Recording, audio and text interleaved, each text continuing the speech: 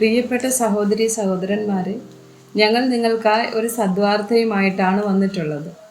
2025 ജനുവരി 1 മുതൽ 365 തലക്കെട്ടുകൾ ഉൾപ്പെടുത്തിക്കൊണ്ടുള്ള വർഷം മുഴുവൻ പ്രാർത്ഥിച്ച് ധ്യാനിക്കാനുള്ള വചനങ്ങൾ ഞങ്ങൾ പങ്കുവയ്ക്കുന്നു.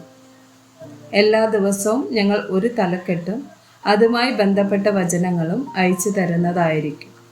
വചനങ്ങൾ കേട്ട് ധ്യാനിച്ച് അനുഗ്രഹം പ്രാപിക്കാൻ ഞാൻ നിങ്ങളെ പ്രോത്സാഹിപ്പിക്കുകയാണ്. ദയവായി സബ്സ്ക്രൈബ് ചെയ്യുകയും നിങ്ങളുടെ കൂട്ടുകാരുമായി പങ്കുവയ്ക്കുകയും ചെയ്യുക.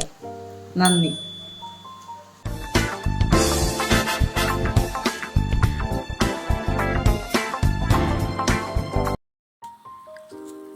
ദിവസം 208. ശ്രവിക്കുക. യാക്കോബ് 1 വചനം 19. പ്രിയ സഹോദരന്മാരെ, നിങ്ങൾ അത് അറിയുന്നുവല്ലോ. എന്നാൽ ഏത് മനുഷ്യനും കേൾപ്പാൻ വേഗതയും പറവാൻ താമസവും കോപത്തിന് താമസവും ഉള്ളവൻ ആയിരിക്കട്ടെ. സദൃശവാക്യങ്ങൾ 19 വചനം 20.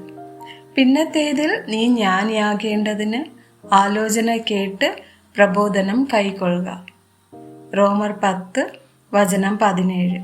ആകയാൽ വിശ്വാസം കേൾവിയാലും കേൾവി ക്രിസ്തുവിന്റെ വചനത്താലും വരുന്നു. യോഹന്നാൻ 10 വചനം 27. എൻ്റെ ആടുകൾ എൻ്റെ ശബ്ദം കേൾക്കുന്നു, ഞാൻ അവയെ അറിയുകയും അവ എന്നെ അനുഗമിക്കുകയും ചെയ്യുന്നു. സദൃശവാക്യങ്ങൾ 18 വചനം 23.